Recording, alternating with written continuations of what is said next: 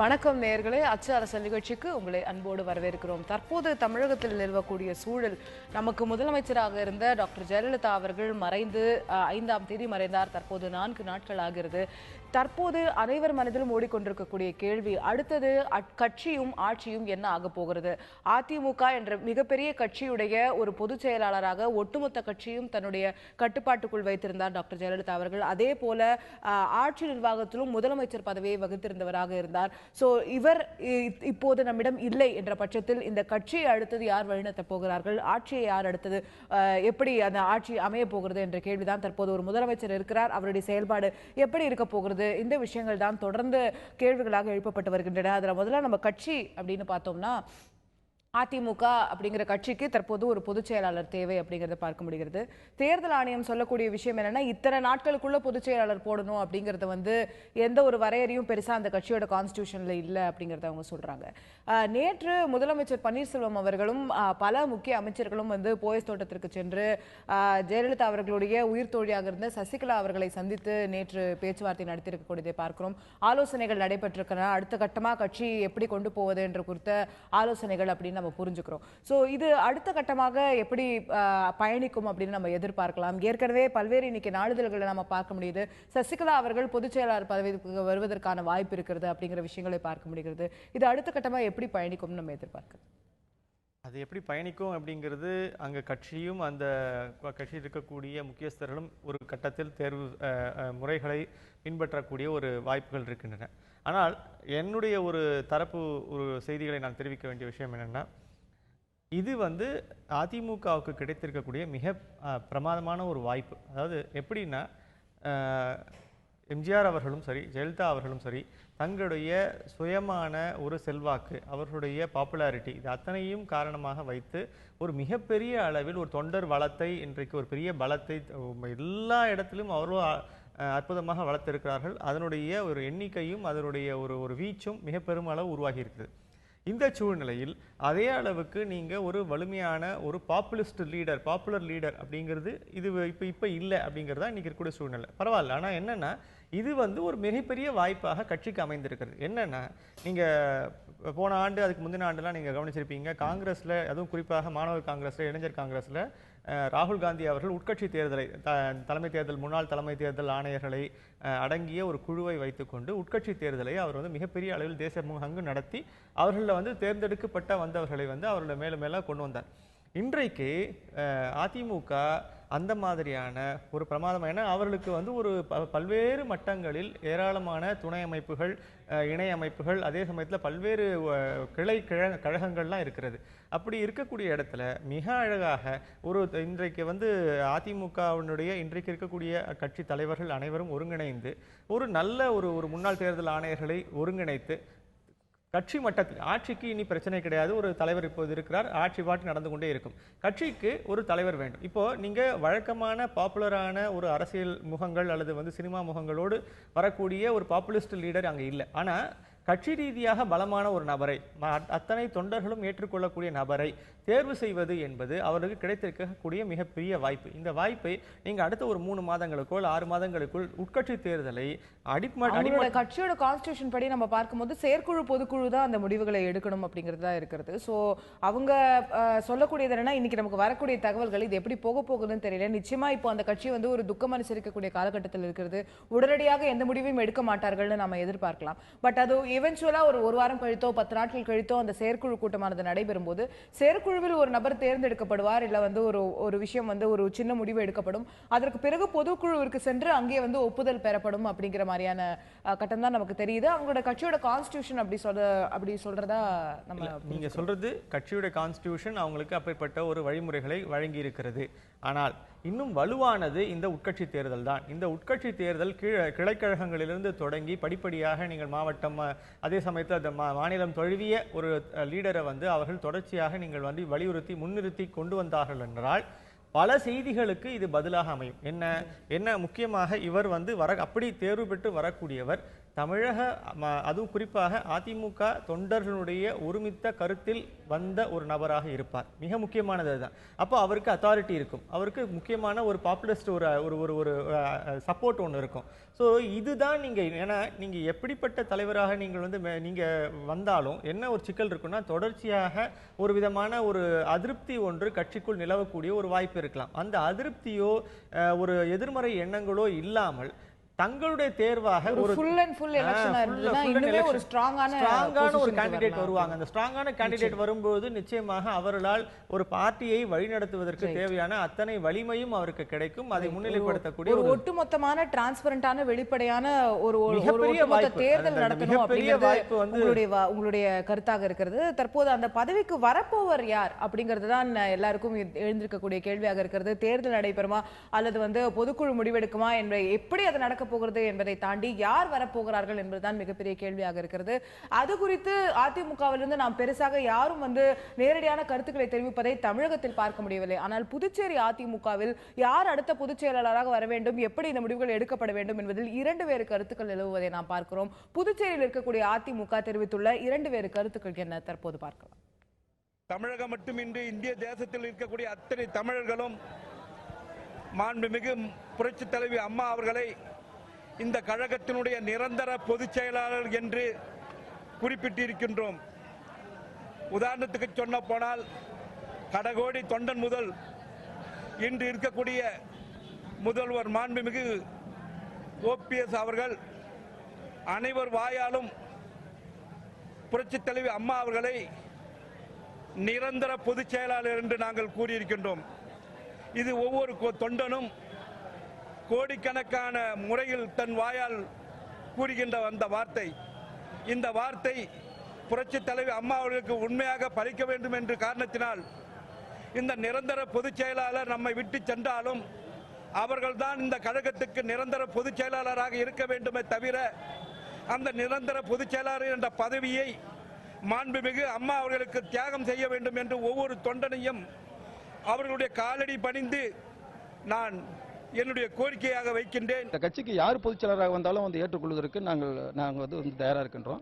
அதில் வந்து சின்னம்மா வந்தாலும் எங்களுக்கு சந்தோஷம் தான். அதில் வந்து எங்களுக்கு வந்து எந்த இதுவும் கிடையாது. ஏன்னா வந்து அம்மாவோட அவங்க வந்து 30 ஆண்டு காலம் உடன்பிறவா சகோதரியாக இருந்துக்கிறாங்க, அம்மாவுக்கு உற்ற தோழியாக இருந்துக்கிறாங்க. எல்லா விதத்திலையுமே எங்களுடைய பிரச்சனை அம்மா அவர்களுக்கு வந்து நல்லதுலேயும் சரி எல்லா விஷயத்துலையுமே வந்து உறுதுணையாக இருந்துக்கிறாங்க. அப்படிப்பட்டவர்கள் பொதுச் செயலாளர் வந்தால் நாங்கள் வந்து வரவேற்போம். அதில் ஒன்றும் எங்களுக்கு அதை பற்றிலாம் மாறுபட்ட கருத்தெல்லாம் கிடையாது. ரைட். புதுச்சேரி அதிமுகவின் இருவேறு கருத்துக்களை பார்த்தோம் நேயர்களே. ஒரு பக்கம் சசிகலா அவர்கள் பொதுச் செயலராக வந்தாலும் எங்களுக்கு ஏற்புதான். அவர் 30 வருடங்களாக டாக்டர் ஜெயலலிதாவுடன் பயணித்திருக்கிறார், அவருடன் பல அனுபவங்களை பெற்றிருக்கிறார், அவர்கள் வந்தாலும் எங்களுக்கு சந்தோஷம் என்று சொல்லக்கூடிய ஒரு தரப்பினரும், இன்னொரு தரப்பில் நிரந்தர பொதுச் செயலாளர் டாக்டர் ஜெயலலிதா அவர்கள் தான், அவர்கள் பதவிக்கு வேறு யாரும் வரவே கூடாது என்று சொல்வதையும் இன்னொரு இடத்தில் நம்ம பார்க்கிறோம். இந்த இரண்டாவது கருத்து ரொம்ப சுவாரஸ்யமானதா கருதப்படுகிறது. ஒரு பக்கம் சசிகலா அவர்கள் வருவார்கள் என்ற ஸ்பெகுலேஷன் ஏற்கனவே ஊடகங்கள்ல பெருசா இருக்கிறது. அதை எண்டோஸ் பண்ற மாதிரி ஒருத்தர் பேசுறாரு, அதுல பெரிய ஆச்சரியம் இருப்பதா தெரியல. ஆனா டாக்டர் ஜெயலலிதா அவர்களுடைய இடத்திற்கு யாருமே இனி வரக்கூடாது, ஏன்னா நிரந்தர பொதுச் செயலாளர் நாங்க சொல்லிட்டோம். அப்போ அந்த பதவியை எப்படி திமுக துவங்கப்பட்ட காலகட்டத்தில் தலைவர் பதவி காலியாகவே வைக்கப்பட்டு அண்ணா பொதுச் செயலாளர் அப்படின்ற பதவியை ஏற்று அந்த பதவியை வந்து பெரியாருக்காக இருக்கட்டும் அப்படின்னு சொல்லியிருந்தாரோ, அது போன்ற ஒரு நிலை இப்போ டாக்டர் ஜெயலலிதா அவர்களுக்கு தான் அந்த பொதுச் செயலாளர் பதவி அப்படிங்கிற மாதிரி ஒரு நிலை வர்றதுக்கு வாய்ப்பு இருக்கா? அப்படி இது வந்து ரொம்ப உணர்ச்சி வசப்பட்டு அவர் வந்து அந்த முழு பதவியை வந்து ஜெயலலிதா அவர்களுக்கு தான் வழங்க வேண்டும், வேறு யாருக்கும் வழங்க, இது வந்து ஒரு உணர்வு ரீதியான ஒரு ரியாக்ஷன் தான்.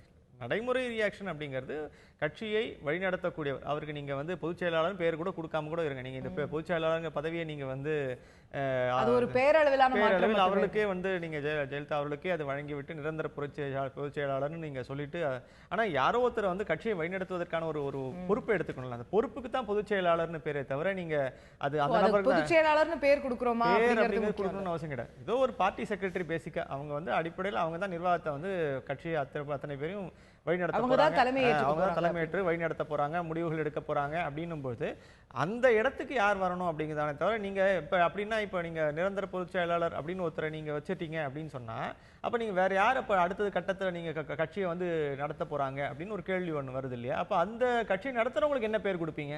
அப்ப வேற ஏதோ ஒரு பேர் கொடுத்தாலும் அவங்க தான் டி ஃபேக்டோ பொதுச் செயலாளர் பணிகளை செய்யணும். அப்போ இயல்பா அது வந்து உணர்ச்சி வசப்பட்டு அது வந்து நியாயம் தான். அது வந்து ஒரு தொண்டருடைய பார்வையில இருந்து ரொம்ப நியாயம். அது உணர்ச்சியாக சொல்றாரு, ரொம்ப அது ஏற்றுக்கொள்ளத்தக்கது. அந்த உணர்வை நாம் வந்து மதிக்கிறோம். ஆனா பிராக்டிகாலிட்டின்னு ஒன்று இருக்கு. பிராக்டிகாலிட்டியில வந்து நிச்சயமா யாரோ ஒருத்தர் அந்த முடிவு யாராவது ஒருத்தர் நிதர்சனமா பதவி ஏற்றுதான் ஆகணும் அப்படிங்கிற ஒரு செயல்படுத்தி ஆகணும், கொள்ளணும். அப்போ அந்த நபர் வந்து எவ்வளவு தூரம் தன்னை ஒரு தொண்டர்களுடைய இணக்கமான நபராக இருக்கிறார், தொண்டர்களால் ஏற்கப்படக்கூடிய நபராக இருக்கிறார், அவர்களுடைய தேவைகளை உணர்ந்து கொண்டவராக இருக்கிறார். இப்போ நீங்க இதனுடைய முன்னாடி ஹிஸ்டரியை பார்த்தீங்கன்னாவே தொடர்ச்சியாக நீங்க வந்து எம்ஜிஆர் காலகட்டமாகட்டும் அல்லது ஜெயலலிதா அவருடைய காலகட்டமாகட்டும், நீங்கள் வந்து அவர்கள் தொண்டர்களோடு மிக நெருக்கமான ஒரு உறவை பேணி வந்திருக்கிறார்கள், அவருடைய தேவைகளை புரிந்து கொண்டிருக்கிறார்கள். அதே சமயத்தில் கட்சியை எந்தெந்த இடங்களில் வழிநடத்த வேண்டுமோ அதற்கான முடிவுகளையும் எடுத்திருக்கிறார்கள். அப்போ இந்த இரண்டு தரப்பினரையும் ஒருங்கிணைத்து முடிவுகள் எடுக்கக்கூடியது, அதே சமயத்தில் அந்த பொதுச் செயலாளராக இருப்பவர் எடுக்கக்கூடிய முடிவுகள் எல்லாம் சரியாக இருக்கும் என்ற ஒரு ஏற்றுக்கொள்ளக்கூடிய தன்மை ஒன்று தொண்டர்கள் மத்தியில் இருக்கிறது. அப்போ அந்த மாதிரியான ஒரு வலுவான ஒரு முடிவுகள் எடுக்கக்கூடிய ஒரு வலுவான தலைவரைத்தான் இப்போ தேடிக்கொண்டிருக்கிறார்கள். அப்போ அந்த மாதிரியான ஒரு இடத்துக்கு வருவதற்கு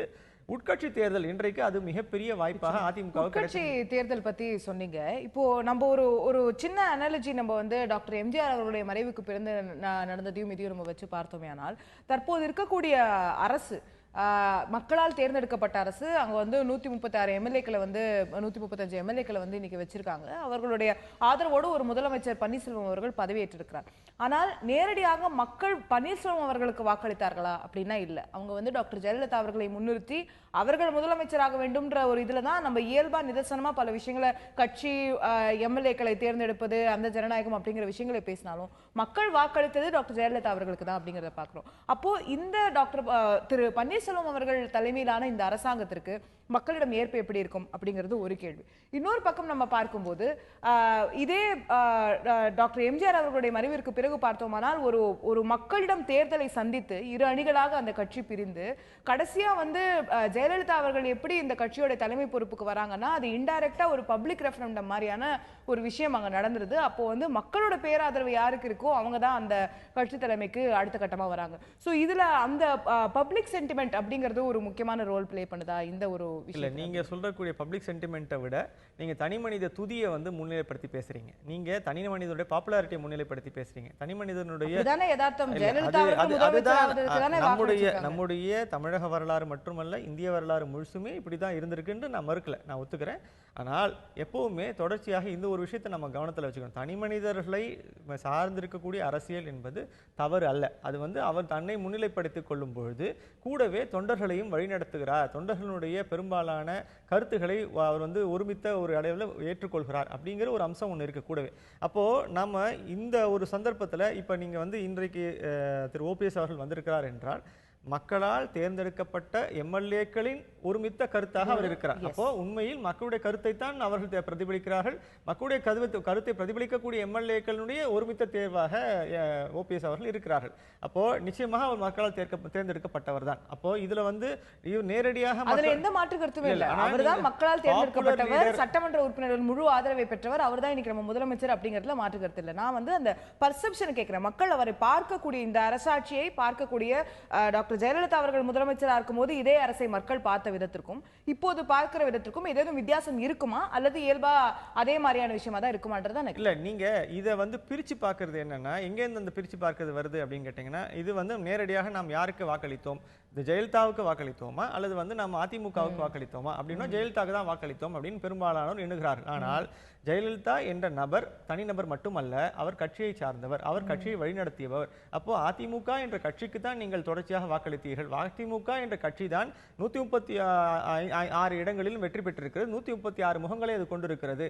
அப்போ ஒவ்வொரு மாவட்ட ஒவ்வொரு கான்ஸ்டிடுவன்சிக்கும் ஒரு முகம் ஒன்று இருக்கிறது. அது வந்து அதிமுகவுடைய முகம் ஆக்கல, அதுக்கு தான் வாக்களித்திருக்கிறோம். அப்போ உண்மையாகவே இந்த கேள்வி இருக்கு பாருங்க, இதுவே வந்து ஒரு உண்மையில வந்து இது யாருக்கு வாக்களித்தோம் அப்படின்னு நீங்க கேட்கும்போது நீங்கள் வந்து இந்த மொத்த பேண்டுக்கும் கட்சிக்கும் சேர்த்து வாக்களித்திருக்கிறீர்கள், அதுக்கும் நபர்களுக்கும் சேர்த்து வாக்களித்திருக்கிறீர்கள், உங்களை உள்ளூர்ல இருக்கக்கூடிய எம்எல்ஏக்கும் சேர்த்து தான் வாக்களித்திருக்கிறீர்கள். அந்த எம்எல்ஏ முகமும் முக்கியமானது. அவர் தான் அந்த ஊர்ல வந்து கிராஸ் ரூட்ல போய் வேலை பார்த்தவர். அப்போ நீங்க இதை தனிமைப்படுத்தி ஒரு நபருடைய அவருடைய ஒரு பெரிய வீச்சினால் மட்டும்தான் இது வந்து சாத்தியமாயிற்று அப்படின்னு நீங்க வந்து முழு புகழையும் அங்கே தருவது என்பது நம்முடைய ஊடகத்தினுடைய தவறு. ஆக்சுவலாக உண்மையிலே என்னன்னா இது வந்து கலெக்டிவான ஒரு ரெஸ்பான்சிபிலிட்டி. அது வந்து தலைவரால் வழி நடத்தப்பட்ட ஒரு கட்சி, தொண்டர்கள் மற்றும் அங்கே இருக்கக்கூடிய எம்எல்ஏக்களுடைய ஒட்டுமொத்த ஒரு முயற்சியினால் பெற்ற பலன் தானே தவிர இது ஒரு நபருக்கு நாம வந்து இது வந்து அவருக்கு மட்டுமே அந்த புகழை வழங்குவது என்பது நம்முடைய ஒரு என்ன சொல்றது ஒரு யாருமே வழங்கல. அப்படி இருக்கா இல்லையா? அப்படித்தான் நம்ம அதை வந்து ப்ரொஜெக்ட் பண்ணப்படுது மீண்டும் மீண்டும். ஏன்னா இந்த கேள்வி இருக்கு பாருங்க, நம்ம ஊடகங்களால் ப்ரொஜெக்ட் பண்ணப்படுது. கட்சியிலே அவங்க தேர்தலை சந்திக்கும் போது என்ன சொன்னாங்கன்னா 234 தொகுதிகளிலும் டாக்டர் ஜெயலலிதா அவர்கள் தான் வேட்பாளர்னு நினைத்து தான் நீங்க வந்து தேர்தலை சந்திக்கணுங்கிற லைனை தான் அவங்க எடுத்தாங்க. அதனாலதான் இந்த கேள்வியே இல்ல. அது என்னன்னா நம்ம ஊர்ல வந்து ஒரு பர்சனாலிட்டி கல்ட் ஒன்று இருக்கு. பர்சனாலிட்டி கல்ட் எங்க இருக்குன்னா நாம வந்து எப்பவுமே சொல்லக்கூடியது என்னன்னா நீங்க ஒவ்வொரு அந்த தனிநபரை முன்னிலைப்படுத்தி நம்ம பேசுவோம். இது வந்து நல்ல விஷயம். நான் வந்து இதுவா சொல்லல, குறையா சொல்லல. அது வந்து உண்மையிலேயே அந்த மாதிரி நானே நிக்கிற மாதிரி நீங்க நினைச்சுக்கோங்க அப்படின்னு சொல்லும்போது அது ஒரு பெருந்தன்மையோடு சொல்லக்கூடிய ஒரு வார்த்தை. அதுக்கு அர்த்தம் வந்து நேரடியாக நீங்கள் வந்து அந்த எம்எல்ஏக்கா வாக்களிக்காம போயிடும். அந்த எம்எல்ஏக்கு தான் வாக்களிக்கிறோம். அந்த எம்எல்ஏவுடைய பெர்ஃபார்மன்ஸ் நல்லா இல்லைன்னா அடுத்த தடவை தோக்க கூட அடிக்கிறோம் இல்லையா? ஸோ அதனால இதனுடைய நோக்கம் என்னன்னா எல்லா இடத்துலையும் அந்த தலைவரை முன்னிலைப்படுத்தக்கூடியது. அது நம்முடைய இந்திய அரசியல் சிஸ்டத்தில் எல்லா இடத்துலையுமே அது இருக்கு. அந்த தலைவரை முன்னிலைப்படுத்துவது தவறும் அல்ல. ஆனால் என்ன நம்ம புரிந்து கொள்ள வேண்டும் என்றால் அந்த தலைவரின் வழியாக நம்ம தாண்டி அந்த சிஸ்டம் முக்கியம். சிஸ்டத்துக்கு தான் நம்ம வந்து மதிப்பு கொடுக்குறோம். அந்த சிஸ்டத்தினால தான் இந்த 136 பேர் வராங்க. அவங்க தான் இன்னைக்கு வந்து ஆட்சியை செலுத்துறாங்க, அவங்க தான் முடிவுகள் எடுக்கிறாங்க. அப்போ ஒரு செய்தி என்ன நம்ம புரிந்து கொள்ள வேண்டாம், இதே மாதிரியான ஒரு பாப்புலர் லீடர் அப்படின்னு நம்ம இனிமே தேடணுமா இல்ல வேண்டாமா?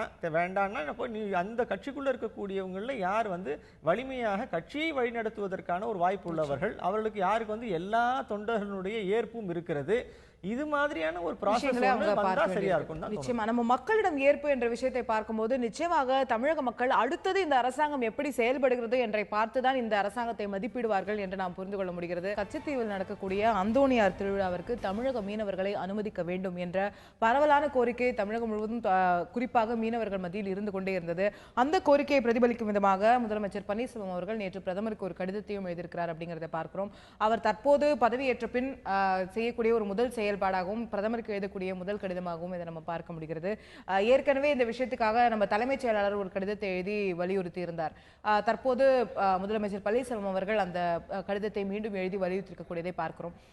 இதனால அடுத்த கட்ட விஷயங்கள் முன்னேற்றங்கள் என்ன இருக்கும்? இந்த கடிதத்தை நம்ம காவிரி பிரச்சனை தொடங்கி கச்சத்தீவு பிரச்சனை தொடங்கி பல பிரச்சனைகளுக்கு தமிழக முதலமைச்சர் பிரதமருக்கு கடிதம் எழுதுவது ஒரு வாடிக்கையான விஷயமாக இருக்கிறது. ஆனால் அதுல வந்து பிரதமர் அந்த கடிதத்தின் மீது நடவடிக்கை எடுக்கிறாரா இல்ல அதுல வேற ஏதாவது ஒரு அடுத்த கட்டத்திற்கு அது போகிறதா அப்படிங்கிறது தான் தொடர் கேள்விகளாக இருந்திருக்கிறது.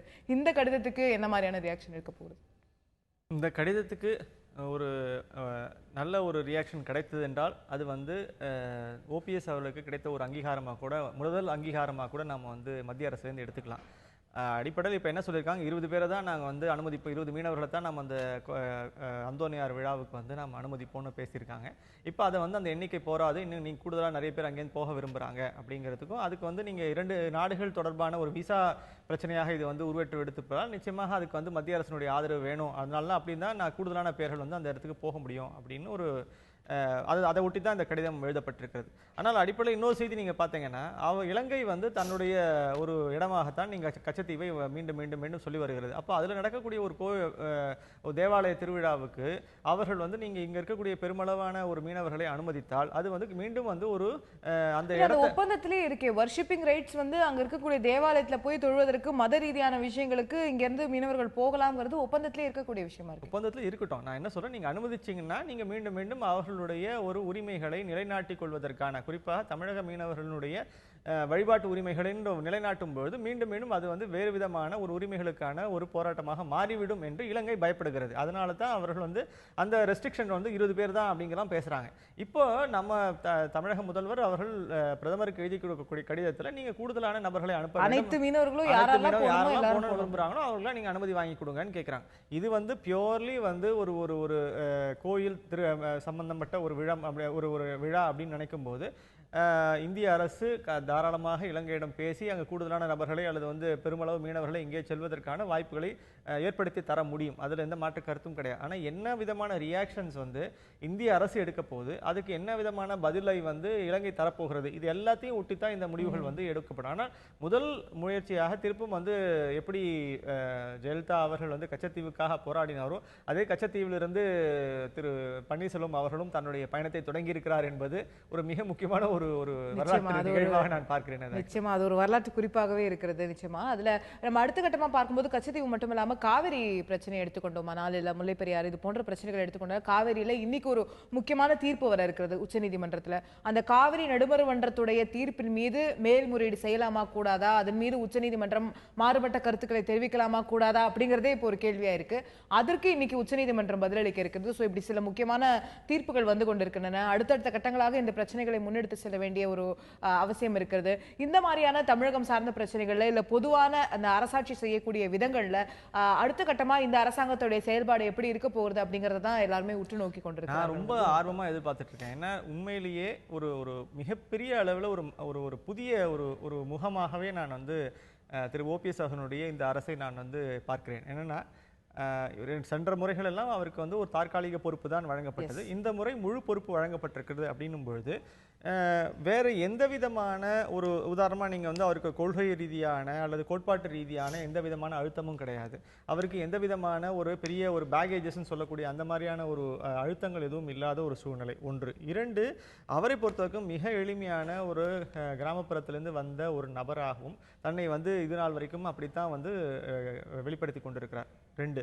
மூணு, மிக முக்கியமானது, அவருக்கு இருக்கக்கூடிய முன்னால் இருக்கக்கூடிய உதாரணங்கள் 2 பேர் தான். ஒருத்தர் வந்து திரு எம்ஜிஆர் அவர்கள், இன்னொன்று செல்வி ஜெயலலிதா அவர்கள். இவர்களுடைய அரசாட்சியை மட்டும்தான் அவர் பார்த்து வளர்ந்திருக்கிறார். அப்போ அது முழுசும் பார்த்தீங்கன்னா அது மக்கள் நலன் சார்ந்த அரசாக மட்டுமே இவர்கள் வந்து 2 அரசாட்சிகளும் இருந்திருக்கின்றன. அப்போ இந்த மக்கள் நலன் சார்ந்த அரசியலை மட்டுமே பார்த்து வளர்ந்த ஒருவரால் இதே விஷயத்தை மட்டும்தான் வழிநடத்தி இதை மட்டுமே பின்பற்றித்தான் அவர் வந்து தன்னுடைய அரசாட்சியை அமைத்துக் கொள்வார். ஒன்று.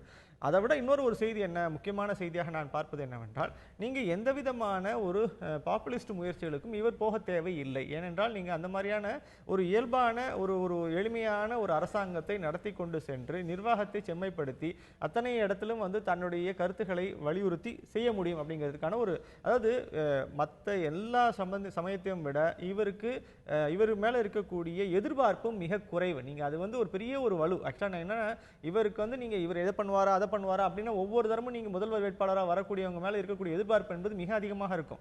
அதனால தான் அவங்க நிறைய பாப்புலிஸ்ட் மெஷர்ஸா நீங்க அனௌன்ஸ் பண்ணுவாங்க. ஆனா இப்ப இவரை பொறுத்த வரைக்கும் இரண்டு பெரும் தலைவருக்கு அப்புறம் வரக்கூடிய ஒரு ஆட்சி அதிகாரத்துக்கு வந்திருக்கக்கூடியவருக்கு இவர் மேல எதிர்பார்ப்பு என்பது மிக மிக குறைவு. அப்ப அந்த எதிர்பார்ப்புக்கு மீறி அவர் எதிர்பார்ப்பு இல்லாதனாலேயே அந்த அழுத்தம் இல்லாத அவரால் ஈஸியா செயல்பட முடியும், ஒரு பிரஷர் இருக்காது. நீங்க வந்து மிக எளிமையாக நிர்வாகத்தை செம்மைப்படுத்திட முடியும்.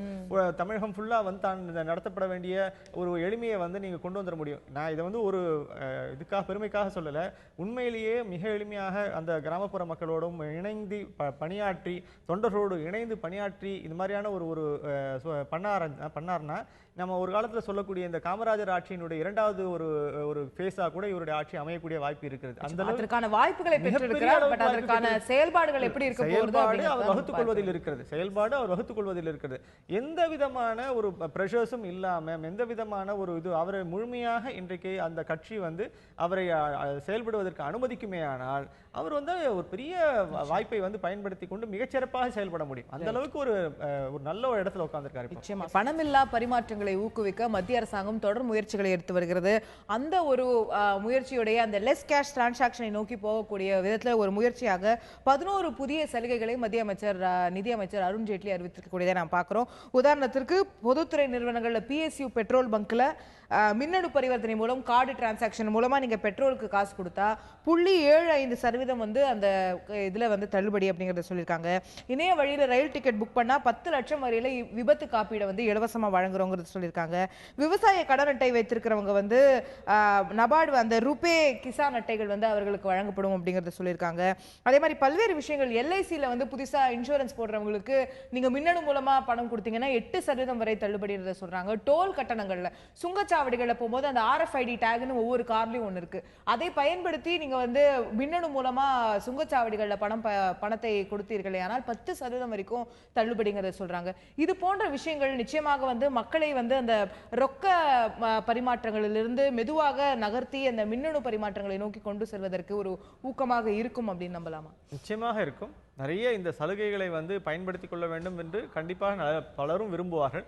அந்த சலுகைகளை பயன்படுத்திக் கொள்ள விரும்பக்கூடியவர்கள் மெல்ல மெல்ல அந்த ரொக்கமற்ற பரிமாற்றத்துக்கு மாறத் தொடங்குவார்கள். அது வந்து ஒரு இன்சென்டிவைசிங். இந்த இன்சென்டிவைசிங் ரொம்ப முன்னாடியே பேசிட்டு இருந்தோம். ஆக்சுவலாக ஒரு மாதத்துக்கு முன்னாடியிலேருந்தே நம்ம வந்து இந்த டிமானிட்டைசேஷன் ஆரம்பிக்கிற காலத்துலேருந்து என்ன எப்படி இன்சென்டிவைஸ் பண்ண போறீங்க அப்படின்னு நம்ம சொன்னோம். இன்சென்டிவைஸ் பண்ண தான் நீங்க அதாவது அவர்களை நீங்க ரொக்க பரிமாற்றத்தை விடுங்க அப்படிங்கறத வந்து ஒரு அழுத்தமா கொடுக்காம அவர்களுக்கு ஒரு சலுகையா கொடுத்தா மக்கள் மெல்ல மெல்ல மாறுவார்கள். அவர்களுக்கு இதனால் ஏதோ ஒரு 2 விஷயம் நடக்கணும். ஒண்ணு வந்து பழக்கம் ஏற்படும். நாம் இப்படியே சொல்லி பலர் வந்து நீங்க இன்னும் கார்டுகளை பயன்படுத்துவதற்கே தயக்கம் இருக்கிறது. அவர்களை கார்டுகளை பயன்படுத்துவதற்கோ இணையத்தில் பயன்படுத்துவதற்கோ ஒரு தயக்கத்தை விட்டொழித்து அதில் மூவ் பண்ணணும் அப்படின்னு சொன்னா அவளை வெறும் நீங்க ரொக்கமற்ற பரிமாற்றத்துக்கு மாறுங்கள்னு சொன்னா மட்டும் அது நடக்க போறது கிடையாது. அது அழுத்தத்தை வந்து கொடுப்பதற்கு பதிலாக அது சலுகையாக வழங்க வேண்டும்.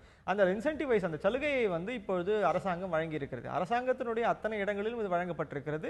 உண்மையில் சொல்லப்போனா இது வந்து அரசுக்கு மிகப்பெரிய நஷ்டம் கிடையாது. நீங்க இன்னொரு தரப்பு ஒன்று சொல்லிட்டே இருக்காங்க. இதனால வந்து அரசாங்கத்துக்கு நஷ்டம் ஏற்படும், அரசாங்கத்துடைய வருவாயில குறைபாடுகள் ஏற்படும் அல்லது குறைவு ஏற்படும் அப்படிலாம் சொல்றாங்க. ஆனா அதை விட நீங்க அவருடைய இன்றைய இருக்கக்கூடிய நடைமுறைகளில் இருக்கக்கூடிய செலவுகளில் பெருமளவு குறைந்து விடும். ஏன்னா செலவுகளில் வந்து அந்த இப்ப நீங்க உதாரணமா நீங்க சொல்லணும் அப்படின்னா வங்கிகளில் இது வந்து ஒரு காலகட்டத்தில் சொல்லப்பட்டது. ஏன் வந்து ஏடிஎம்களின் எண்ணிக்கை மிக அதிகமாக பெருக்கம் ஏற்பட்டது என்றால் ஒரு கஸ்டமரை வந்து வங்கியில் வந்து கிளையில் சர்வீஸ் பண்ணும்போது ஆகக்கூடிய செலவுக்கும் அவரை ஏடிஎம்ல ஆகக்கூடிய செலவுகள் ஏடிஎம்ல சர்வீஸ் பண்ணுறதுக்குமான செலவு வந்து கிட்டத்தட்ட 4லேருந்து 5 மடங்கு குறைவு அப்படின்னாங்க. அப்போ அதனால தான் ஏடிஎம்ல நேரடியாக செல்ஃப் சர்வீஸாக மாற்றணும் அப்படின்றது மாடல்.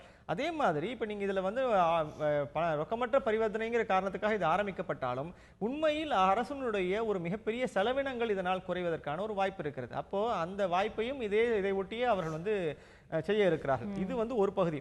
இன்னொரு பகுதி தனியார் துறையினரையும் எங்கெங்கெல்லாம் முடியுமோ எங்கெங்கெல்லாம் அவர்களுடைய ஒரு சேவைகள் இருக்கும். இப்போ நீங்க மருந்து வாங்குற இடத்துல இருந்து இந்த ஹாஸ்பிட்டல் செலவு பண்ணக்கூடிய இடங்களை அவர்களும் இந்த போன்ற டிஸ்கவுண்ட்ஸ் கொடுக்குறாங்களோ இல்லையோ அட்லீஸ்ட் நீங்க அக்செப்ட் பண்ண ஆரம்பிக்கணும். கார்டு அக்செப்ட் பண்ண ஆரம்பிக்கணும். இப்போ நீங்க என்ன நடந்திருக்குன்னா ஒரு ஸ்டேஜில் ஒரு மாதத்துக்கு முன்னாடி பல இடங்களில் உடனே கார்டு டிரான்சாக்ஷன்ஸை நீங்க வந்து கடகடன்னு எல்லாரும் அக்செப்ட் பண்ணாங்க.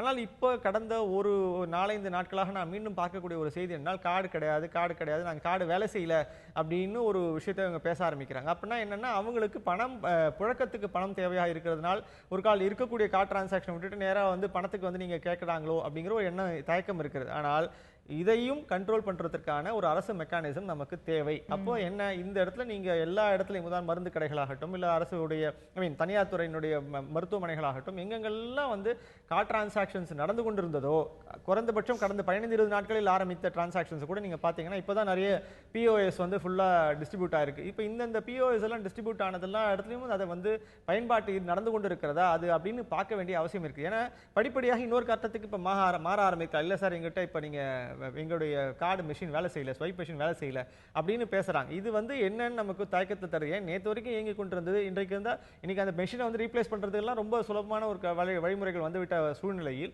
நீங்க இது ஏன் இந்த திருப்பி எங்க பிரச்சனைனா வணிகர்களுக்கு அவர்களுக்கு வந்து அந்த ஒரு சார்ஜ் ஒன்று போடுறாங்க இல்லையா? கார்டு மூலமா வந்து பரிவர்த்தனை செய்யும் போது வணிகர்கள் ஒரு கட்டணத்தை வந்து வங்கிகளுக்கு செலுத்த வேண்டியிருக்கிறது. அந்த மெஷினை வச்சிருக்கிறதுக்காக ஒரு கட்டணம் வங்கிகளுக்கு செலுத்த வேண்டியிருக்கிறது. அதை தாண்டி ஒவ்வொரு டிரான்சாக்ஷன்லயும் ஒரு சதவீதம் வந்து வங்கிக்கு செலுத்த வேண்டியிருக்கிறது. ஒரு சதவீதமோ 1/2%. இப்ப நான் 100 ரூபாய்க்கு நான் பொருள் வாங்குறேன்னா நான் 100 ரூபாய்க்கு தான் கார்டு தேய்க்கிறேன் அந்த மெஷின்ல. அதுல 99 ரூபா தான் அந்த கடைக்காரருக்கு போகுது. 1 ரூபா அவர் வங்கிக்கு கொடுக்க வேண்டிய அவசியம் அது ஆட்டோமேட்டிக்கா டெபிட் ஆகி அங்க வந்து போயிருது அப்படிங்கறத பார்க்கணும். சோ அதை வந்து அவர் ஒரு லாஸா நினைக்கிறாரு. குறிப்பா நம்ம அதிக அளவில் ஒரு 5000 ரூபாய்க்கு கார்டு தேய்க்கும் போது அப்ப இன்னும் அவருக்கான லாஸ்ங்கிறது ஒரு கணிசமான சதவீதமா இருக்கிறதுக்கான வாய்ப்பு இருக்கு. சோ அந்த ஒரு விஷயத்தை அந்த வணிகர்களுக்கு அந்த விஷயத்தை வந்து அந்த சார்ஜ் அப்படிங்கறத வந்து நீக்கி கொடுக்கணும். அப்போ அவர்கள் இன்னுமே அதை வந்து ஊக்கப்படுத்தும் அப்படிங்கிற ஒரு கருத்தும் கூட இது எல்லாமே நீங்க இன்சென்டிவைஸ் பண்ணலாம். இப்போ நீங்க இன்சென்டிவைஸ் பண்ண நீங்க இதனுடைய ரொக்கமற்ற பரிவர்த்தனைக்கு ஒரு வாய்ப்புகள் அதிகமாகும். இந்த ரொக்கமற்ற பரிவர்த்தனைகள் அதிகமாக உண்மையிலே நீங்க வந்து வால்யூம் சேல் அதிகமாகும். வால்யூம் அதிகமாகும் போது உங்களுக்கு அது ஒரு பெரிய நஷ்டமாக தெரியாது. அன்றைக்கு ஒரு நபர்கிட்ட ஒரு தொழில் நிறுவனத்திட்ட பேசியிருக்கும் போது அவங்க என்ன சொன்னாங்க, இந்த கரண்ட் அக்கௌண்ட்ல ஃபோலியோ இருக்கு இல்லையா, ஒவ்வொரு ஃபோலியோக்கும் வந்து பாத்தீங்கன்னா அந்த 6 ரூபாய் வந்து செலவு 6 ரூபாய் அதற்கு பிடித்தம் செய்யப்படுகிறது. இதெல்லாம் கூட நீங்க நீக்கணும். இப்போ இன்ஃபேக்ட் அது இப்போ கரண்ட் அக்கௌண்ட்ல பாத்தீங்கன்னா ஃபோலியோஸ்ல அதுல போடக்கூடிய ஒவ்வொரு வரிக்குமே வந்து நீங்க வந்து கூடுதலா இது ஒரு நல்ல தொடக்கம். ஆனா வந்து செய்ய வேண்டிய விஷயங்கள் வந்து நிறைய இருக்கிறது. ஆனா என்ன நினைக்கிறாங்கன்னா இதெல்லாம் வந்து வங்கித்துறைக்கு வந்து மிகப்பெரிய நஷ்டத்தை உருவாக்கி விடும் அப்படின்னு யோசிக்கிறாங்க. ஆனா உடனடியாக இது நஷ்டமாக தெரியக்கூடும், நான் இல்லைன்னு சொல்லல. ஆனால் நீங்க புழக்கம் அதிகமாகும், மக்களுடைய பணப்புழக்கம் அதிகமாகும், மக்களுடைய வால்யூம் அதிகமாகும் போது அது அதிகமாகும். வந்து ஒரு லாபம். அப்போ வந்து உங்களுக்கு இதனுடைய நஷ்டம் தெரியாது. இன்றைக்கு இருக்கக்கூடிய இந்த சிரமங்களில் இந்த சிரமத்தை வந்து குறைப்பதற்கான வழிமுறைகள் தான் இந்த சலுகைகள். நிச்சயமா. சோ இன்னொரு பக்கம் பார்க்கும்போது இந்த 2000 ரூபாய்க்கு கம்மியா டெபிட் கார்டு கிரெடிட் கார்டை தேய்ச்சோமானா அதுக்கு வந்து சேவை வரி கிடையாது அப்படின்னு நேற்று ஒரு அறிவிப்பு வருது. அந்த சேவை வரிங்கிறது நம்ம சர்வீஸ் டாக்ஸ்னு கட்டக்கூடிய அந்த 15% சேவை வரியா அல்லது அந்த கார்டு டிரான்சாக்ஷனுக்காக கட்டக்கூடிய சர்வீஸ் சார்ஜா, சேவை கட்டணமா, அல்லது அந்த சேவை கட்டணத்தின் மீது ஒரு வரி போடப்படுகிறது அந்த வரியா? இப்படி பல கன்ஃபியூஷன்ஸ் வந்து அதுல இருக்கிறது. அதுல அஃப்கோர்ஸ் அருண் ஜேட்லி அவர்கள் நேரடியாக பாராளுமன்றத்துல அதை பேச போறாரு, தெளிவுபடுத்த போறாரு அப்படிங்கறத நம்ம புரிஞ்சுக்கிறோம். சோ அதுல ஒரு தெளிவுபடுத்தின பிறகு நமக்கு அது தெரிய வரும். ஆனா சேவை வரியுடைய நீக்கம் அப்படின்னு சொன்னா அது ரொம்ப ஒரு பெரிய ஹியூஜ் ஸ்டெப்பா இருக்கும். இன்னொரு செய்தியை நம்ம பார்க்குறோம். இப்போ ஒரு சில பெட்ரோல் பங்குகளில் வந்து நீங்கள் கார்டை ஸ்வைப் பண்ணீங்கன்னா இன்னும் அங்கே டாக்ஸ் பிடிக்கப்படுறது, அதாவது அந்த சர்வீஸ் டாக்ஸ் பிடிக்கப்படுது. ஆக்சுவலாக அது பார்த்தீங்கன்னா நீங்கள் 100 ரூபாய்க்கு போட்டிங்கன்னா 105 ரூபா 110 ரூபா வரைக்கும் பிடிக்கப்படுகிறது. 200 ரூபாய்க்கு பண்ணால் அதே மாதிரியான டாக்ஸ் பிடிக்கப்படுகிறது. ஆனால் சில பெட்ரோல் பங்குகளில் அது பிடிக்கப்படுவதில்லை. நேரடியாக நீங்கள் என்ன தொகைக்கு பெட்ரோல் போடுகிறீர்களோ அது மட்டுமே பிடித்தம் செய்யப்படுகிறது. அப்போ இந்த விதமான குழப்பம் வந்து சில பெட்ரோல் பங்குகளுக்கு இடையே இதெல்லாம் களையப்பட வேண்டும் என்பதை நம்ம பார்க்க வேண்டும். பெட்ரோல் பங்குகள் பத்தி பேசும்போது ரயில் மற்றும் அரசு பேருந்துகளில் வந்து நாளையோட அந்த பழைய 500 ரூபாய் நோட்டு ஏற்றுக்கொள்ளப்படுவது நிறுத்தப்படும்ங்கிற ஒரு அறிவிப்பும் நேற்று அரசாங்கத்திடமிருந்து வந்திருக்கிறது. முதல்ல டிசம்பர் 15 வரைக்கும் சொல்லியிருந்தாங்க. அதுல வந்து இப்போ பஸ்ஸுக்கும் ட்ரெயினுக்கும் மட்டும் நாளையோட அந்த விஷயம் முடியுது அப்படிங்கிறது சொல்றாங்க. சோ அது என்ன மாதிரியான தாக்கங்கள் இருக்க போறது? இப்போ பெரும்பாலான பயணம் செய்யக்கூடியவர்கள் கையில பணம் வந்துருச்சா, புழங்க ஆரம்பிச்சிருச்சா அப்படிங்கிற கேள்விகள் தெரியல. உண்மையிலேயே எனக்கு தெரியல. என்னன்னா இந்த படிப்படியாக அவர்கள் வந்து அவருடைய கணக்குப்படி பார்த்தீங்கன்னா அந்த 14.28 லட்சம் கோடியில அந்த 500 ரூபாய் 1000 ரூபாய் நோட்டுகள் கிட்டத்தட்ட 11 லட்சம் ரூபாய் கிட்ட உள்ள வந்துருச்சுன்னு சொல்றாங்க. அதனால வந்து நீங்க ஆல்மோஸ்ட் எவ்வளவு வெளியே போயிருக்குங்கிறதா கேள்வியா தெரியல. அதே சமயத்துல எவ்வளவு தூரம் உள்ள வந்துட்டதுனாலேயே கூட இந்த சலுகைகள் எல்லாம் அவர்கள் நிறுத்தி கொண்டிருக்கிறார்கள். அதை விட முக்கியமா இன்னும் நம்ம பல வங்கிகள்ல பல ஏடிஎம்கள்ல பணத்துக்காக காத்திருக்கக்கூடிய மக்களை பார்த்து கொண்டே இருக்கிறோம். இது வந்து ஒரு மிகப்பெரிய சிக்கலை மீண்டும் மீண்டும் மீண்டும் தொடர்ச்சியா இருக்கு. கிட்டத்தட்ட ஒரு மாதத்துக்கு பின்னால் பின்னர் கூட இன்னும் மக்களுக்கு அந்த எளிமையாக பணம் பெறுவதற்கான ஒரு சூழ்நிலை இல்லை. அப்போ குறைஞ்சபட்சம் அதை வந்து இன்னும் எளிமைப்படுத்த வேண்டிய தேவை உண்டு இருக்கிறது. ஏனென்றால் நீண்ட வரிசைகள் மீண்டும் மீண்டும் காத்திருக்கின்றன. இது வந்து ஒரு பெரிய ஒரு வருத்தத்தை வந்து குறிப்பாக இந்த மிடில் கிளாஸ் மத்தியில் ஏற்படுத்திவிடும். ஏழை எளியவர்கள் ஏற்கனவே வேறு விதமான சிரமங்களை அனுபவித்துக் கொண்டிருக்கிறார்கள். இந்த மிடில் கிளாஸ் தான் வந்து ஓரளவுக்கு கொஞ்சம் இதை வந்து இந்த முயற்சியை வரவேற்றவர்கள் அவர்கள் இன்னும் போய் தொடர்ச்சியாக வங்கி வாசலில் நின்று கொண்டிருக்கிறார். அதுவும் நீண்ட வரிசைகள் நிற்பது என்பது அவர்களுக்கு மிகப்பெரிய வருத்தத்தை ஏற்படுத்தும். அரசாங்கம் வந்து தொடர்ந்து அதற்கான நடவடிக்கைகளையும் எடுக்க வேண்டும் என்பதை பார்க்க முடிகிறது. பணமில்லா பரிமாற்றங்களுக்கு மாற வேண்டும், இதுல வந்து ரொக்க பரிமாற்றங்களை குறைக்க வேண்டும் என்ற பல்வேறு விஷயங்களை பேசிக் கொண்டிருக்கும் போது 105 கோடி ரூபாய் அளவிற்கான ரொக்கம் சென்னையில் ஒரு ரெய்டில் மட்டும், ஒரு வருமான வரித்துறையோட ரெய்டில் மட்டும் பிடிபட்டிருக்கக்கூடியதை நாம் பார்க்க முடிகிறது. 125 கிலோ தங்கமும் 105 கோடி ரூபாய் பணமும் வந்து பிடிபட்டிருக்கிறது. அதுல பெரும்பாலும் ஒரு கணிசமான தொகை வந்து புது 2000 ரூபாய் நோட்டை வந்து பிடிச்சிருக்காங்க அப்படின்னு சொல்லும்போது இத்தனை கோடிகளுக்கான புது 2000 ரூபாய் நோட்டு எங்க வந்தது? நம்ம கையில எல்லாம் கிடைக்க மாட்டேங்குது, அது எப்படி ஒரு இடத்துல இருக்கிறது அப்படிங்கிற கேள்வி சாமானியர்களுக்கு எளிமையா வந்துருது. சோ இது வந்து ரொம்ப அதுவும் 100 கோடி ரூபாய்க்கு மேல ஒரே ரேட்ல பிடிக்கப்பட்டிருப்பது அப்படிங்கிறது நிச்சயமா அது ஒரு ரெக்கார்டா கூட இருக்குமா அப்படிங்கிறது எனக்கு தெரியல. இந்த மாதிரி பிடிச்சிருக்கிறது அப்படிங்கிறது ஒரு பக்கம். இது என்ன சொல்றாங்க அப்படின்னா இது வந்து ஒரு எக்ஸ்சேஞ்சுக்கான ராக்கெட்டா இருந்தது. அங்க வந்து அந்த நோட்டை வந்து ஒரு சட்டப்பூர்வமா இல்லாம வேறு வழிகளில் வந்து மாற்றுவதற்கு அந்த கமிஷன் எடுத்துக்கொண்டு மாற்றுவது, இல்ல வந்து தங்க கட்டிகளாக மாற்றுவது, இப்படியான விஷயங்களுக்கான ஒரு விஷயம் அங்க ஒரு நடவடிக்கை அங்க நடந்து கொண்டிருந்தது. ஒரு சட்ட விரோதமான நடவடிக்கை நடந்து கொண்டிருந்தது. அந்த நடவடிக்கை தற்போது தடுத்து நிறுத்தப்பட்டு அவர்களை வந்து நாங்க பிடிச்சிருக்கோம் அப்படிங்கிறது சொல்லப்படுகிறது. அப்படி இருக்குமே ஆனால் நிச்சயமாக அது ஒரு மிகப்பெரிய வரவேற்கத்தக்க விஷயம். பட் அதை தாண்டி அந்த நோட்டு புது 2000 ரூபாய் நோட்டு அங்க எப்படி வந்தது அப்படிங்கிற கேள்வியை முதல்ல எழுப்ப வேண்டியதா இருக்குது. மிக முக்கியமான வருத்தத்தக்க ஒரு செய்தியை நம்ம இதுல பதிவு பண்ண வேண்டிய செய்தி என்னன்னா, இங்க மட்டும் இல்ல, நீங்க கண்டிப்பாக இது இன்னொரு செய்தி கர்நாடகாலையும் சரி வேற பல இடங்கள்லையும் இந்த மாதிரியான ஒரு புது ரூபாய் நோட்டுகளை மாற்றித் தருவதற்கான ஒரு முயற்சியும் அதனால் பிடிபட்டவர்களும் பல வங்கி மேலாளர்கள் அல்லது பல வங்கியினுடைய ஊழியர்கள் இதில் சம்பந்தப்பட்டிருப்பதும் தமிழகத்திலே நீங்க ஞாபகம் இருந்திருக்கும். ஒரு 10 நாளைக்கு முன்னாடி 24 லட்சம் ரூபாய் இதே மாதிரியான ஸ்டேட் பேங்கோட மேலாளர்கள் கைது செய்யப்பட்டது. அதாவது இது வந்து மிக மிக தவறான ஒரு மோசமான ஒரு மனநிலையினுடைய வெளிப்பாடு. இதை வந்து நீங்க இதில் சம்பந்தப்பட்டிருக்கக்கூடிய என்ன சொல்ல தொழிலதிபர்களோ இல்லை அந்த மாதிரியான ஒரு செல்வந்தர்கள் அவர்கள் அந்த தவறாக செய்யக்கூடியவர்கள் அவர்கள் பிடிபடுவது என்பது ஏற்றுக்கொள்ளத்தக்கது. ஆனால் இந்த வங்கி அதிகாரிகள் இதற்கு உடந்தையாக இருப்பது என்பதை ஏற்றுக்கொள்ளவே முடியாது. அதுவும் நாம் இந்தியாவில் இவ்வளோ பெரிய தேசத்தில் நீங்கள் நாம் நம்பி இந்த மொத்த டிமானிட்டைசேஷன் எஃபர்ட்டே முழுமையாக நம்பி இருப்பது இந்த வங்கி அதிகாரிகளை மட்டுமே தான். நீங்கள் பார்த்தீங்கன்னா எந்த மாநில அரசையும் அதில் இணைத்துக் கொள்ளவில்லை, எந்த மாநில அரசு ஊழியர்களும் இதில் செயல்படவில்லை. வெறும் வங்கி அதிகாரிகளை மட்டுமே வைத்துக்கொண்டு மத்திய நிதி அமைச்சகம் இதை செயல்படுத்தி வருகிறது. அப்படி என்றால் அவர்களுடைய பொறுப்பு எப்பேற்பட்ட பொறுப்பு, அவர்களுடைய நம்பிக்கை எப்பேற்பட்ட நம்பிக்கை, அதை அத்தனையும் தகர்க்கும் விதமாக இந்த வங்கி அதிகாரிகள் இந்த மாதிரியான முறைகேடுகளில் ஈடுபடுகிறார்கள் என்பது மிக வருந்தத்தக்க விஷயம், கண்டிக்கத்தக்க விஷயம். உண்மையிலேயே நம்ம எவ்வளவு தூரம் நம்ம இந்த வங்கி அதிகாரிகளை நம்புகிறோமோ அதற்கு முற்றிலும் மாறாக பல இடங்களில் இந்த வங்கி அதிகாரிகள் நடந்து கொண்டிருக்கிறார்கள். அவர்களுடைய செயல்பாட்டை நாம் எவ்வளவு தூரம் பாராட்டினோமோ, ஏனென்றால் அவர் இந்த வங்கி நோட்டுகளை மாற்றும் போது செயல்பட்ட வேகமும் அவர்கள் கொடுத்த ஒரு மிகச்சிறந்த ஒரு பணியையும் சேவையையும் நாம் எவ்வளவு தூரம் கௌரவமாக பாராட்டினோமோ, இன்றைக்கு பல வங்கி அதிகாரிகள் இதே மாதிரியான தவறுகளுக்கு உடந்தையாக இருக்கிறார்கள் என்று தெரிய வரும்போது மிகப்பெரிய வருத்தம் ஏற்படுகிறது.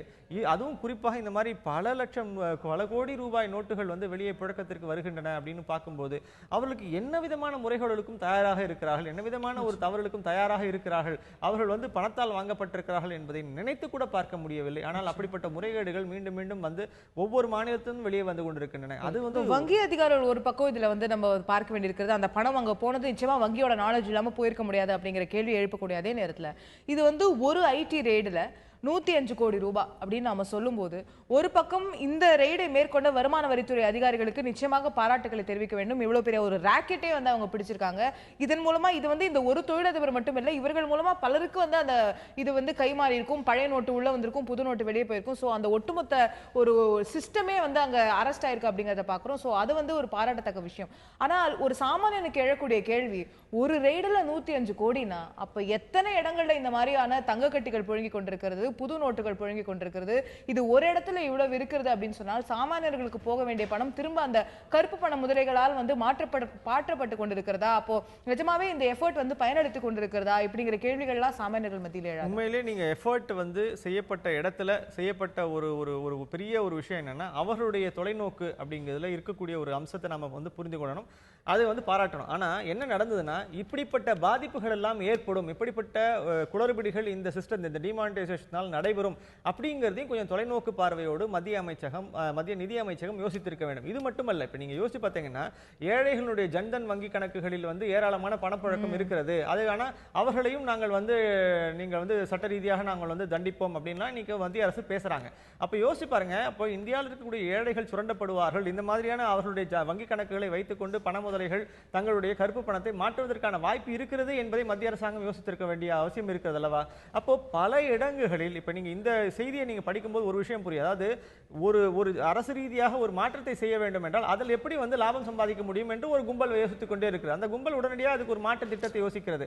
இந்த கருப்பு பணத்தை வைத்துக் கொண்டிருப்பவர்கள் மாற்றுவதற்கான வழிமுறையாகோ இல்லது அதை அந்த பணத்தையே வைத்துக் கொள்வதன் மூலமாக என்னென்ன விதமான அரசாங்கம் இதெல்லாம் முன்கூட்டியே யோசிச்சிருக்கணும்னு சொல்றீங்க. நான் அப்படியே என்னோட முதல் கேள்வியை இந்த பக்கம் திருப்பி கேட்கிறேன்.